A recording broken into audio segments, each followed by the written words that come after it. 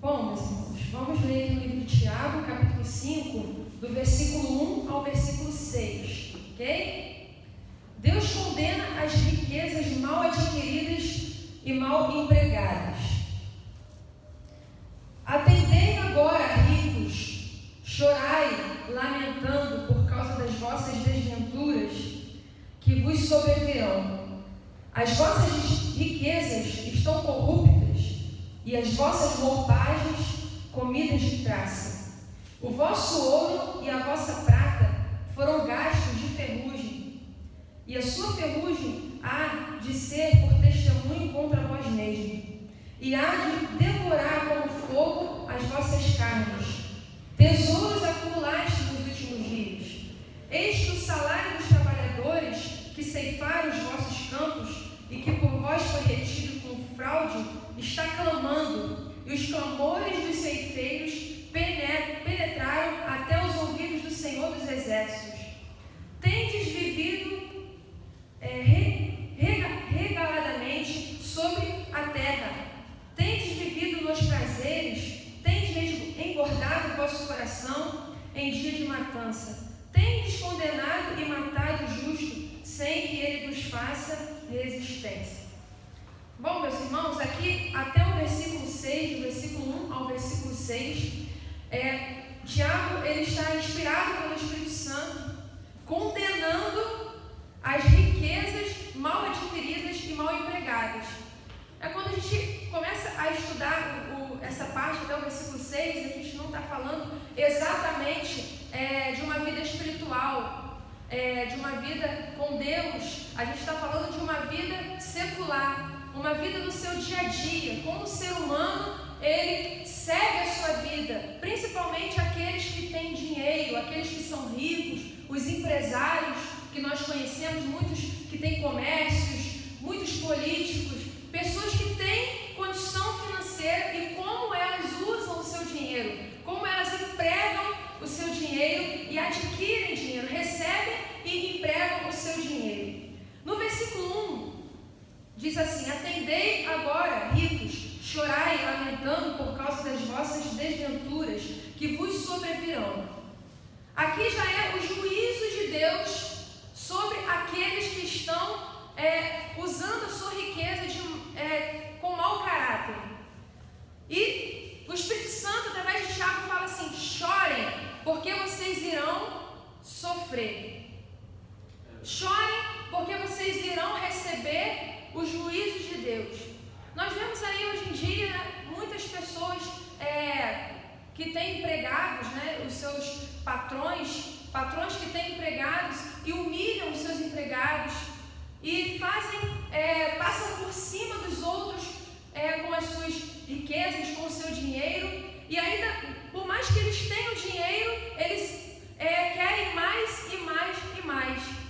E nós vemos Deus condenando esse tipo de prática. Eu peço para que alguém abra o livro de Timóteo, capítulo 6, versículo 17 ao 19. 1 Timóteo 6, 17, 19. Enquanto isso, eu vou lendo aqui o versículo 2. Pode ler. Só um minutinho. As vossas riquezas estão corruptas e as vossas roupagens comidas de traça. Quando fala sobre comidas de traça, se fala de algo passageiro, algo que um dia vai terminar. Nós entendemos que tudo nessa terra, meus irmãos, um dia vai acabar, mas existem pessoas que vivem como se nunca fosse morrer e fazem coisas erradas e passam por cima das outras pessoas, vivem uma vida desonesta, mas não entendem que um dia a vida dela vai terminar e como vai ser o final dela. Não tem temor a Deus. Pode ler. Manda aos ricos deste mundo que não sejam altivos, nem ponham a esperança na incerteza das riquezas, mas em Deus, que abundantemente nos dá todas as coisas para delas gozarmos. Glória. Amém, meus irmãos? Amém. Existem pessoas, no nosso dia a dia, que nós conhecemos até na televisão, a gente vê, que colocam a sua esperança colocam a sua esperança naquilo que é passageiro e não conseguem entender que Deus, Ele dá pra gente tudo que a gente precisa, a porção diária. Às vezes a gente fica, meu Deus, eu queria tanto ter aquilo, eu queria tanto comprar aquilo, eu queria tanto morar em tal lugar, ter um tal carro, vestir aquela roupa, mas eu quero dizer algo para você, você tem aquilo que você precisa. Glória a Deus, aleluia. Você não precisa de muita coisa para ser feliz. Nós não precisamos de grandes coisas para sermos satisfeitos. Mas existem pessoas que ficam procurando a satisfação da sua vida nas coisas dessa terra e nunca vão conseguir se satisfazer. O versículo 3: o vosso ouro e a vossa prata foram gastos de ferrugem, e a sua ferrugem há de ser por testemunho contra vós mesmos, e há de devorar como fogo as vossas carnes. Tesouros acumulastes nos últimos dias. Aqui está falando que, por mais que o ser humano ele acumule riquezas, acumule tesouros, junte muito dinheiro e queira mostrar para as pessoas o que tem, em algum momento aquilo ali vai terminar. E as outras pessoas que são como testemunha, estão à volta, elas vão ver o fim daquela pessoa. E isso vai ser o próprio juízo sobre a vida dela. Quando se fala de ferrugem, se fala de algo que aparentemente no momento ali é novo, é lindo, mas daqui a um tempo vai enferrujar, vai terminar, vai acabar. E quando se fala assim, e há de devorar com fogo as vossas carnes, tesouros acumulastes nos nossos dias, o Senhor ele está falando aqui sobre o juízo dele sobre a vida dessas pessoas. Também pode falar sobre o inferno e como vai ser o fim dessas pessoas. Gente, as riquezas dessa terra, um dia elas vão entrar em decomposição, assim como o nosso corpo, um dia nós vamos morrer. E tudo nessa terra, né, que de prazeres é engano. Amém? Amém. Versículo 4: eis que o salário dos trabalhadores que ceifaram os vossos campos e que por vós foi retido com fraude, está clamando, e os clamores dos ceifeiros penetram até os ouvidos do Senhor dos Exércitos. Aqui está falando das pessoas que são, né, as pessoas que já são, que não têm riqueza, são as pessoas pobres, a população, as pessoas que vivem uma vida comum, e as outras pessoas que são, que têm dinheiro e humilham essas pessoas. Amém? Versículo 5: tendes vivido regaladamente sobre a terra, e tendes vivido nos prazeres, e tendes engordado o vosso coração em dia de matança. Quando fala de dia de matança, era aquela época, o cordeiro, né? Ele era engordado, se dava bastante comida para que ele pudesse ficar bastante gordo para o dia do sacrifício. Da mesma forma, são essas pessoas, estão engordando, estão acumulando riquezas para depois o Senhor vir com o juízo dele sobre a vida delas. Tendes condenado e matado o justo, sem que ele vos faça resistência. Versículo 6. Aqui já começa a falar do justo, daquele que serve ao Senhor. Começa a entrar na igreja. A igreja que muitas vezes passa por certo tipo de humilhação, porque nós que somos servos do Senhor, nós passaremos por perseguição, independente de como for a maneira. Em algum momento nós seremos perseguidos. Em algum momento alguém vai entrar em oposição sobre a nossa vida. E aqui fala, sem que ele vos faça resistência, ou seja, sem que o justo, sem que aquele que serve a Deus faça algo contra. Ele não vai fazer nada, porque ele é servo do Senhor. E nós que somos servos do Senhor, quando passamos por perseguições, por humilhações, realmente nós não temos que fazer nada. Nós temos que entregar nas mãos do Senhor. E nós vamos ver isso no decorrer dos versículos. Mas antes, eu peço para que algum irmão abra no livro de Atos dos Apóstolos,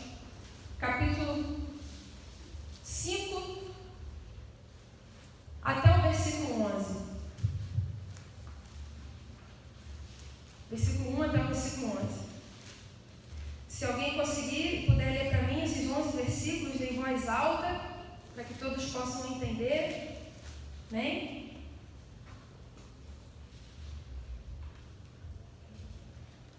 Alguém?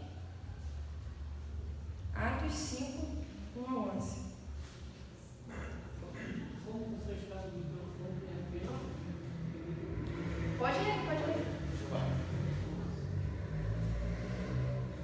Entretanto, certo homem chamado Ananias, com sua mulher Safira, vendeu uma propriedade, mas em acordo com sua mulher, reteve parte do preço e, levando o restante, depositou aos pés dos apóstolos.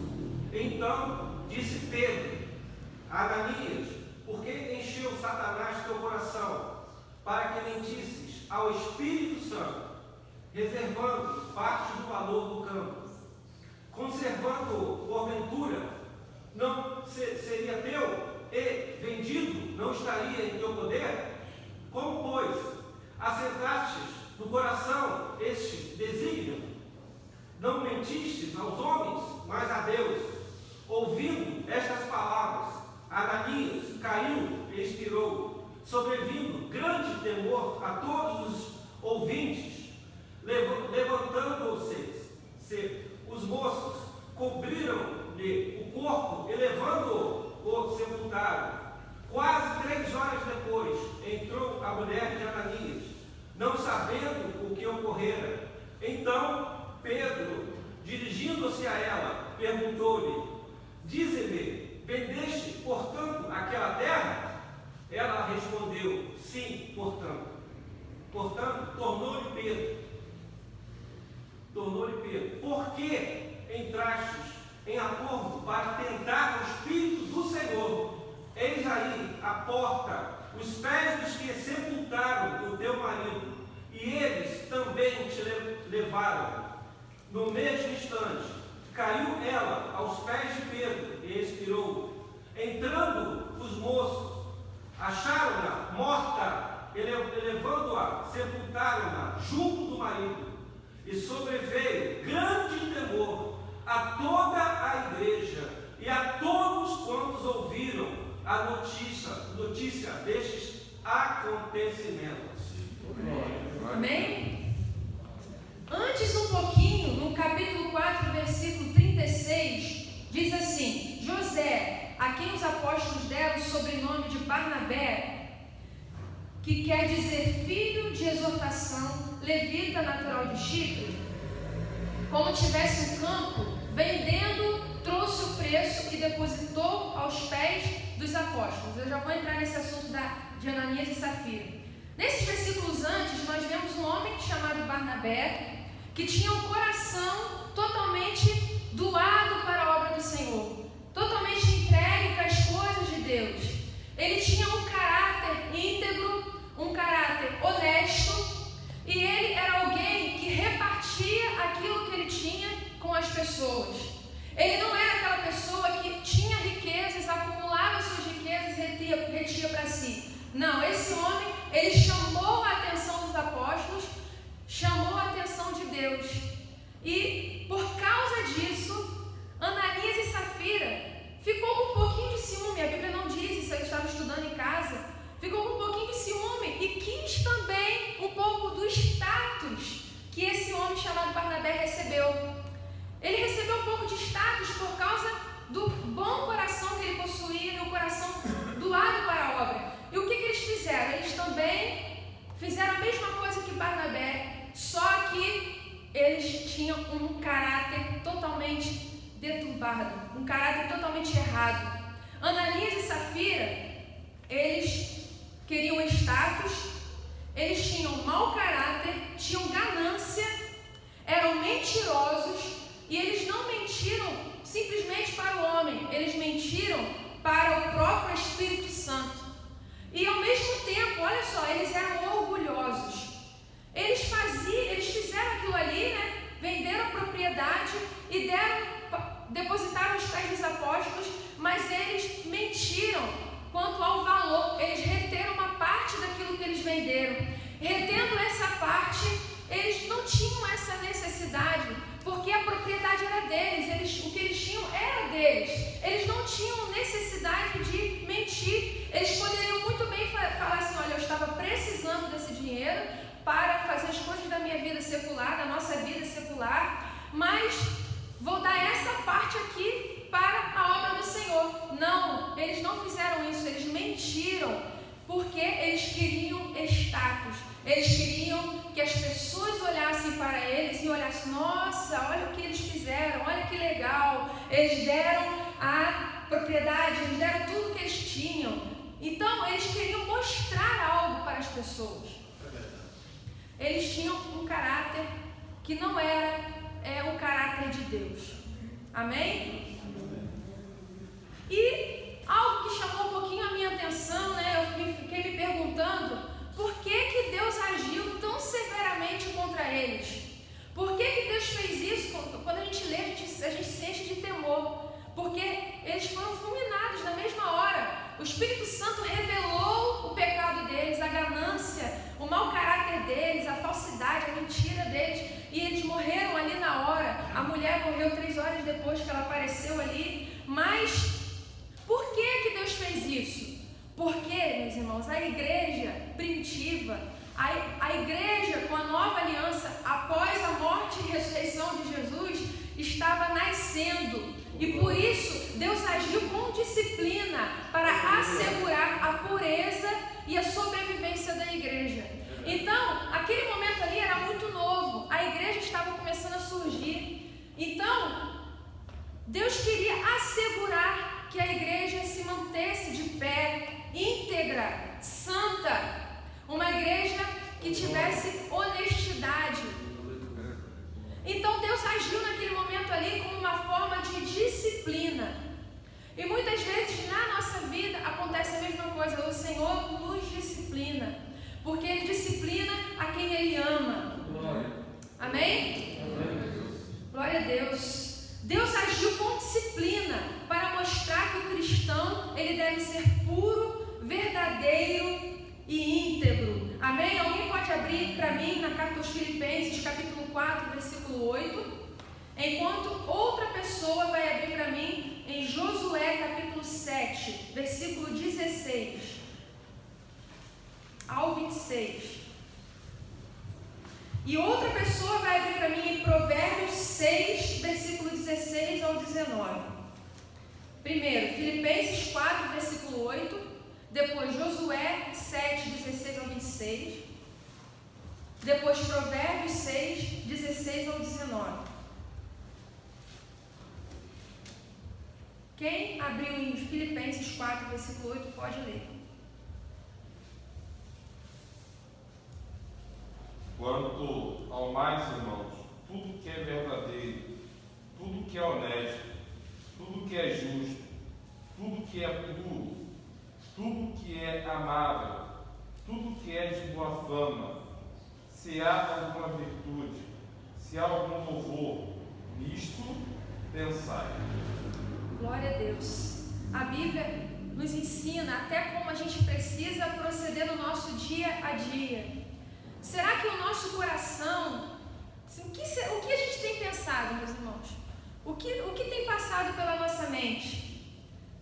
Porque as coisas elas vão acontecer, nós vamos agir de acordo com o que a gente pensa primeiro. O inimigo, ele trabalha na mente antes. Tanto que Ananias e Safira, eles premeditaram, eles planejaram e depois eles foram e falaram para os apóstolos. Foi algo tão planejado que Ananias chegou primeiro, falou, mentiu e depois, como uma forma, acredito que Deus deu uma chance para Safira ter falado a verdade, mas ela chegou, foi algo tão planejado que ela disse exatamente a mesma coisa que o esposo falou. Porque eles estavam planejando: vamos chegar lá na igreja, vamos falar que a gente vendeu por tanto. E vai ser isso. Ninguém vai saber que a gente pegou uma parte, ponto final. Foi algo planejado. Eles pensaram. Será que o que a gente tem pensado no nosso dia a dia tem sido puro, honesto, mas o quê? Verdadeiro? Será que o que a gente tem pensado no nosso dia a dia tem agradado o coração aprovação de Deus? Meu Deus, nos ajuda. Glória a Deus. Até a maneira na qual a gente vai usar o nosso dinheiro, nós temos que nos policiar. Amém? Amém. Josué capítulo 7, versículo 16 ao 26. Deixa que eu leio aqui, tá, meus irmãos? São 10 versículos, né? Diz assim: Então Josué se levantou de madrugada e fez chegar a Israel, segundo as suas tribos, e caiu a sorte sobre a tribo de Judá. Fazendo chegar a tribo de Judá, caiu sobre a família dos Zeraitas, fazendo chegar a família dos Zeraitas, homem por homem, e caiu sobre Zabdi, sim fala, né? E fazendo chegar a sua casa, homem por homem, caiu sobre Acã, filho de Carmi, filho de Zabdi, filho de Zera, da tribo de Judá. Então disse Josué a Acã: Filho meu, dá glória ao Senhor, Deus de Israel, a Ele rende louvores, e declara-me agora o que fizestes, não me ocultes. Respondeu Acã a Josué: Verdadeiramente pequei contra o Senhor, Deus de Israel, e fiz assim e assim. Quando vi entre os despojos uma boa capa da Babilônia, e 200 ciclos de prata, e uma barra de ouro, do peso de 50 ciclos, cobicei-o e tomei-o, e eis que estão escondidos na terra, no meio da nossa tenda, e a prata por baixo. Então Josué enviou os mensageiros que foram correndo à tenda, e eis que tudo estava escondido nela, e a prata por baixo. Tomaram, pois, aquelas coisas do meio da tenda e as trouxeram a Josué e a todos os filhos de Israel, e as colocaram perante o Senhor. Então Josué e todo o povo de Israel, com ele tomaram Acã, filho de Zera, e a prata e a capa e a barra de ouro, e os seus filhos e suas filhas, os seus bois, seus jumentos, suas ovelhas, sua tenda e tudo o que tinha, e levaram ao vale de Acor. Disse Josué: Por que nos conturbaste? O Senhor hoje te conturbará. E todo Israel o apedrejou, e depois de apedrejá-lo, queimou-os. E levantaram sobre eles um montão de pedras que permanece até o dia de hoje. E assim o Senhor apagou o furor da sua ira, pelo que aquele lugar se chama de Vale de Acor até o dia de hoje. Essa passagem também nos enche de temor. Olha o que ele fez. Quando vi entre os depósitos uma boa capa babilônica, ou seja, ele pegou aquilo que não era para ele pegar, porque a ganância, a vontade do luxo, nossa, aquela capa devia ser muito bonita, não sei se era brilhosa, não sei se era glamurosa, mas a vaidade entrou no coração dele e ele queria possuir aquilo que ele não deveria possuir. E 200 ciclos de prata e uma barra de ouro de peso de 50 ciclos. Cobicei, tomei-os, e eis que estão escondidos na terra. Meus irmãos, muitas vezes a gente não tem discernimento, né, de saber o que é certo e o que é errado. Agora eu quero dizer para você, se aquilo que você está fazendo é escondido, você tem que ter a necessidade de esconder diante da sua família, diante da sociedade, diante da igreja, com certeza isso é errado. Porque se você não tem vergonha de mostrar, se você se sente, né, confortável em fazendo e mostrando para as pessoas, né, você servindo a Deus, tendo o temor do Senhor, com certeza não desagrada ao Senhor. Mas se você precisa se esconder, já é um grande sinal de que você precisa perceber que tem um sinal vermelho na sua vida. Assim como Adão se escondeu de Deus, Adão e Eva, quando eles viram que estavam nus, se esconderam de Deus. Ele escondeu porque ele sabia que o que ele estava fazendo era errado. Amém? Amém. Bom, agora vamos passar para a próxima parte aqui, versículo 7, até o versículo 11. Amém? 7 ao 11. Vamos ler aqui. A necessidade, bênçãos e exemplo de paciência. Sede, pois, irmãos, pacientes, até a vinda do Senhor. E eis que o lavrador aguarda com paciência o precioso fruto da terra, até receber as primeiras e as últimas chuvas. Sede vós também pacientes e fortalecei o vosso coração, pois a vinda do Senhor está próxima. Irmãos, não vos queixeis uns dos outros, para não serdes julgados. Eis que o juiz está às portas. Irmãos, tomai por modelo no sofrimento, na paciência os profetas, os quais falaram em nome do Senhor. E eis que temos por felizes os que perseveraram firmes. Tendes ouvido a paciência de Jó, e viste que fim o Senhor lhe deu, e porque o Senhor é cheio de terna misericórdia e compassivo. Estudando, eu percebi que o versículo 7 ao versículo 11 é uma resposta aos versículos anteriores. Porque a igreja do Senhor, o justo, aquele que é servo do Senhor, como eu já disse, ele sofre perseguições, ele sofre humilhações de alguma maneira. E aqui Tiago ele está nos aconselhando de como a gente precisa reagir diante dessas pessoas que humilham, que são gananciosas, que têm um caráter errado, que têm ganância, que são mentirosas. Como a gente deve agir diante dessas pessoas que estão vivendo uma vida errada, uma vida de pecado? O primeiro conselho que ele nos dá é que nós precisamos ter paciência. É complicado, né?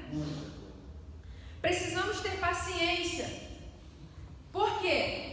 Porque Jesus está voltando. Aleluia. Sede, pois, irmãos, pacientes até a vinda do Senhor. Eis que o lavrador aguarda com paciência o precioso fruto da terra, até receber as primeiras e as últimas chuvas.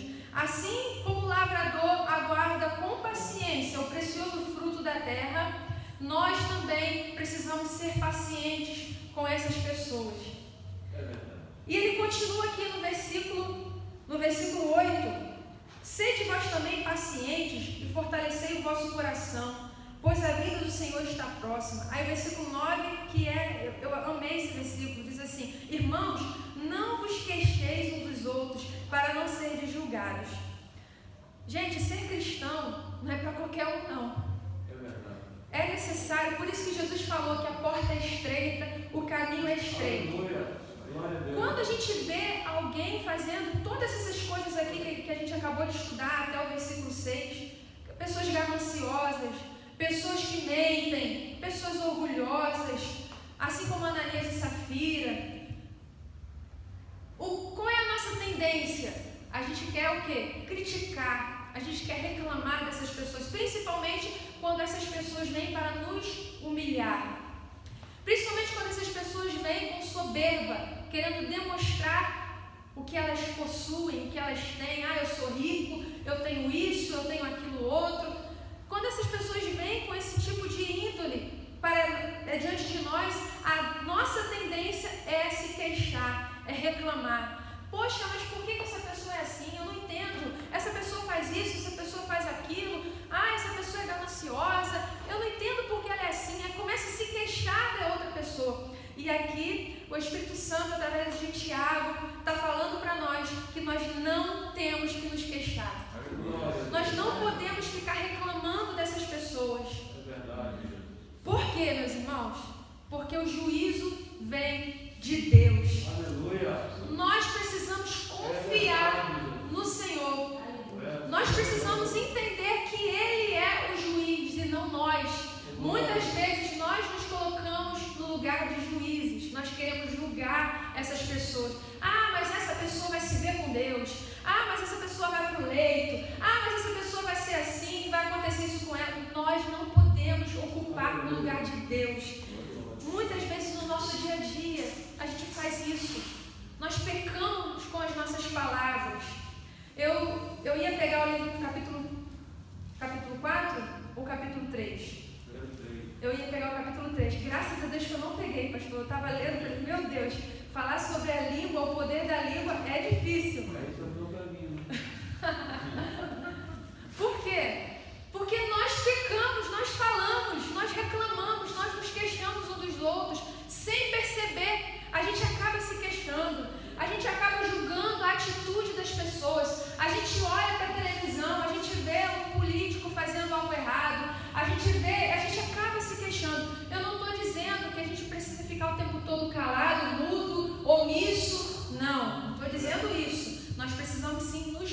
posicionar, mas a gente precisa entrar num equilíbrio. Até que ponto nós podemos falar? Até que ponto a gente pode, né, nos posicionar? Até que ponto? E isso só o Espírito Santo vai nos ajudar. Ele é a nossa balança. Ele é aquele que vai nos direcionar. Meu Deus, até onde eu posso ir?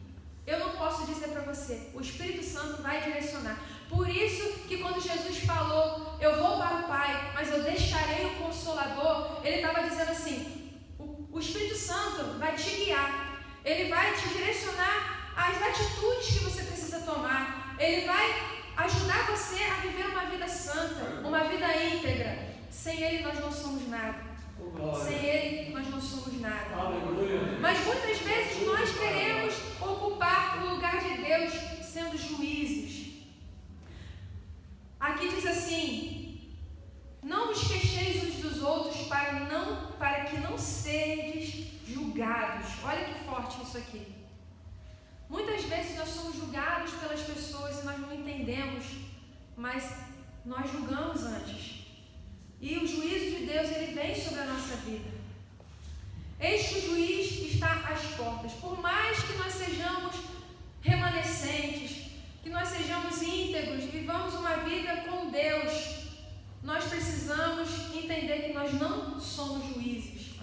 Amém? Amém. Versículo 10.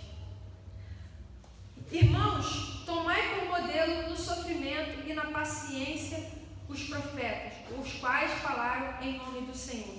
Aqui, Tiago começa a ilustrar, ele começa a dar para nós exemplos de profetas, de homens e mulheres de Deus que viveram uma vida correta diante do Senhor. E eu começo a me lembrar de pessoas mártires, de homens que morreram de forma terrível por viver uma vida íntegra, por pregar o Evangelho, por fazer a vontade de Deus. Isaías diz a história que ele foi cerrado ao meio. Pedro, ele foi crucificado de cabeça para baixo. Então, nós precisamos tomar como modelo, como exemplo, o sofrimento e a paciência dessas pessoas. Por mais que elas soubessem que elas iriam morrer, eu acredito que Pedro, o Espírito Santo, estava falando para Pedro, Pedro, você também vai morrer assim como Jesus. Isaías, ele pregava, ele profetizava, era um profeta messiânico, e ele, acredito eu, que Deus já havia dito para ele como ele iria morrer. Mas mesmo assim, ele teve paciência, ele continuou firme. Ter paciência, meu irmão, é você ser constante, é você ser firme, manter-se sempre no mesmo ritmo, no mesmo humor, no mesmo foco. É você não ficar alterando o seu humor, alterando a sua forma de tratar os outros. É você manter o equilíbrio, você permanecer do mesmo jeito, mesmo foco. É você permanecer no caminho estreito, ser paciente. Aleluia. Um exemplo clássico é Jó. Jó, ele orou pelos seus amigos. Os amigos de Jó não foram fáceis, não. Quando nós paramos para ler o livro de Jó, nós vemos os amigos de Jó falando coisas para Jó que ofendiam ele. Diziam coisas que não eram verdadeiras. Queriam achar o porquê Jó estava sofrendo. Eles queriam, Jó, você está sofrendo por causa disso. Jó, Deus deve estar irado com você. Jó, está errado isso. Eles queriam achar um motivo. Imagina Jó com aquela paciência. Meu Deus, eu não estou mais aguentando eles falando coisas que eu não sou, coisas que não são verdade. Mas no final ele orou por eles e Deus abençoou a vida de Jó. Meu irmão, Deus é justo. A gente aqui na terra, o que a gente plantar, a gente vai colher. Aqui na terra, o que a gente fizer de bom, Deus também vai nos abençoar por aquilo que a gente fez. As nossas ações, as nossas atitudes boas, Deus está vendo. E Ele é aquele que recompensa os seus filhos. Pode durar o tempo que for, pode durar o ano que for. A justiça de Deus vai chegar. Amém? Amém. Glória a Deus. Versículo 11. Aí entrou, sobre Jó. Eis que Temos por felizes os que perseveraram firmes. Tende ouvido da paciência de Jó, e viste que o fim o Senhor lhe deu, porque o Senhor é cheio de terna misericórdia e compassivo. Glória a Deus. Deus é assim. Deus é cheio, porque o Senhor é cheio de terna misericórdia e Ele é compassivo. Amém? Agora vamos até o versículo 12 ao versículo 19, ou versículo 20, perdão. Juramento proibido e o proceder cristão em várias experiências de vida. Eu vejo aqui esse capítulo parece um pouquinho com Provérbios, porque alguns versículos eles entram em vários assuntos diferentes. Aqui agora começa a falar, continua falando de como o cristão deve ser, como o servo do Senhor deve ser. O versículo 12 diz assim: acima de tudo, porém, meus irmãos, não jureis nem pelo céu, nem pela terra, nem por qualquer outro voto, pois antes seja o vosso sim, sim e o vosso não, não, para não cair em juízo. Amém? Aqui está falando, Tiago está falando que a palavra do cristão, principalmente, é muito importante. A nossa palavra como servo do Senhor tem muito mais peso do que a palavra das outras pessoas lá fora que não servem a Deus. A nossa palavra, não sei se você reparou isso, a gente tem um peso maior. Tudo que a gente fala pesa mais, porque nós não andamos por nós mesmos. Nós andamos e levamos, carregamos o nome de Jesus nas nossas vidas. Nós levamos, somos representantes do Evangelho. Então tudo aquilo que a gente fala é muito importante. E aqui está falando, toma cuidado com o que você fala. Toma cuidado com a sua maneira de falar. Não jureis nem pelo céu nem pela terra. E aquilo que você for falar que vai fazer, faça. Aquilo que você falar que não vai fazer, não faça. A não ser se acontecer um imprevisto, que acontece, nós não somos perfeitos. Mas o Senhor está falando aqui que nós precisamos ser íntegros diante do Senhor e diante das pessoas. É necessário que em nós haja uma transparência. Amém? Amém. Para que não caias em juízo. Ou seja, Deus ele vai nos julgar. Deus ele está olhando para nós, para o nosso proceder. E nós precisamos viver uma vida, precisamos ser como Jesus. Se nós somos representantes do Evangelho, nós precisamos ter um comportamento parecido com o comportamento de Jesus. Um dia o pastor Milton falou algo muito interessante, eu já carregava isso no meu coração. E algumas pessoas, eu já ouvi algumas pessoas falando do decorrer da minha caminhada e eu não concordei. E quando o pastor disse isso, trouxe no meu coração, sabe, um certo tipo de confirmação e me renovou. A palavra do Senhor diz assim: sede santo como eu sou santo. E aí tem pessoas que falam assim: é impossível ser como Jesus. Jesus foi 100% homem e 100% Deus. É impossível a gente ser santo como Jesus. Isso parece que é uma desculpa para a gente continuar no mesmo erro, continuar na mesma prática, continuar vivendo uma vida medíocre no Evangelho. Mas quando o Espírito Santo fala isso para nós, seja santo como eu sou santo, ele está dizendo assim: todos os dias nós precisamos buscar a santificação. Todos os dias o Espírito Santo vai mostrar para nós um erro diferente e vai nos policiar, vai nos moldar. E a cada dia, de glória em glória, nós vamos ficar mais parecidos com Jesus. Então, é possível, sim, nós sermos santos como Ele é santo. É possível. É possível. Quando a gente fala de inocência, lá no mundo, parece que é algo vergonhoso, né? Aquela pessoa é muito inocente. Aquela pessoa... Inocência não tem nada a ver com ser bobo, amém? Ser inocente é ser puro. É você olhar com pureza. É você ser santo. E Deus, Ele quer isso de nós. Ele quer que nós sejamos, sim, inocentes, puros. Não estou falando bobo, não estou falando que as pessoas têm que passar por cima da gente, é algo muito diferente. Porque Jesus fala: sede prudentes como a serpente e puros como a pomba. Então, quando nós vivemos uma vida de santidade, de pureza diante de Deus, o próprio Senhor vai nos direcionando ao caminho certo. Ele nunca vai deixar que a gente seja confundido, gente. O livro de Provérbios diz isso: o caminho do justo é um caminho perfeito, é um caminho certo. Ele nunca vai cair, ele nunca vai desmoronar. A vida dele pode até ter problemas, mas ele vai ser sempre alguém firme, alguém que vai sempre vencer na vida. Por quê? Ele é santo, ele é puro, ele é íntegro. Deus, ele não vai deixar que as pessoas fiquem passando por cima de você por muito tempo. Talvez você esteja passando por um momento de humilhação, mas é um momento passageiro, porque como nós estamos vendo aqui, Deus é justo. Se nós vivemos uma vida pura, inocente, íntegra, Deus, ele é a nossa justiça. Então, não fique com medo de ser uma pessoa inocente. Eu fico percebendo que as pessoas têm medo de ser inocente no mundo de hoje em dia, tão pecaminoso, tão sujo. Mas seja inocente sim, seja puro. Se alguém quiser passar por cima de você, quiser fazer algo só porque enxerga em você essa inocência, deixa essa pessoa com Deus, porque você vai viver um caminho brilhante na sua vida, um caminho seguro. Um caminho seguro. Amém? Porque Deus, ele nunca vai deixar que você pereça. Glória a Deus. Versículo 13. Está alguém entre vós sofrendo? Faça oração.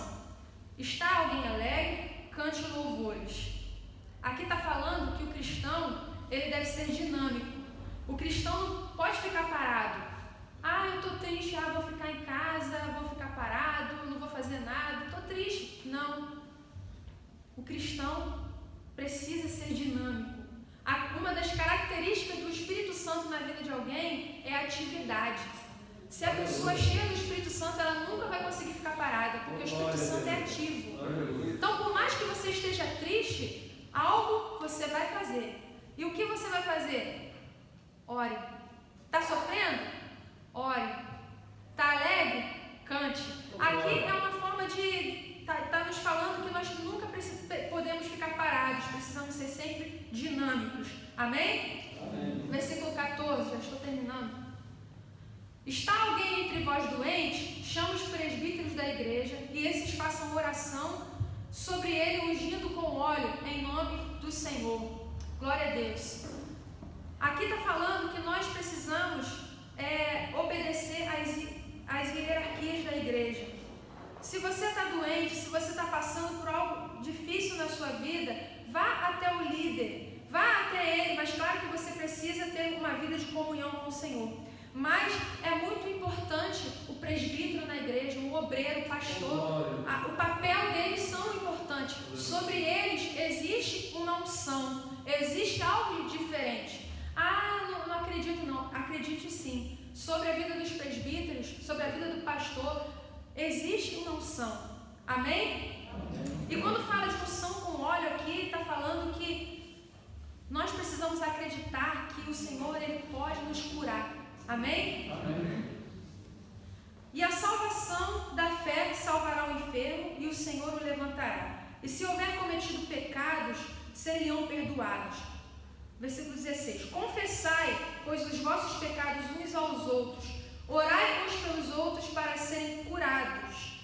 Muito pode a sua eficácia, a súplica do justo. Aqui está um pouquinho diferente, mas a oração do justo tem muito efeito.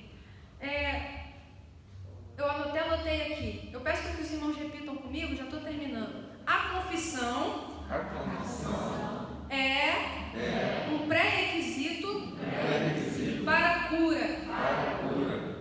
Existem pessoas que vão até os presbíteros da igreja, vão até o pastor para que sejam curadas de suas doenças, mas esquecem de um pré-requisito chamado confissão. Se você não se arrepender dos seus erros, não confessar o seu pecado, algo que você sabe que está te atrapalhando, a cura não vai acontecer na sua vida. Então, existem algumas coisas que nós temos que fazer. Eu até anotei aqui a palavra honestidade. A oração e a confissão precisam andar juntas. Não existe ter uma vida de oração, uma vida de comunhão com Deus, se não tiver confissão, se não tiver arrependimento, quebrantamento.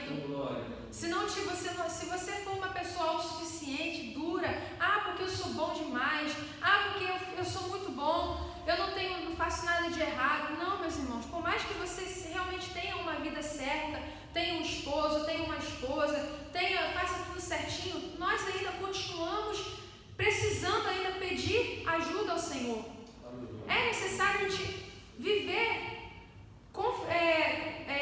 falando para o Senhor: Senhor, eu preciso da sua ajuda, me ajuda. O Senhor gosta de pessoas que são pobres de espírito, pessoas humildes, pessoas que têm um coração quebrantado. Essas pessoas ganham muitos pontos com Deus. Amém? Amém.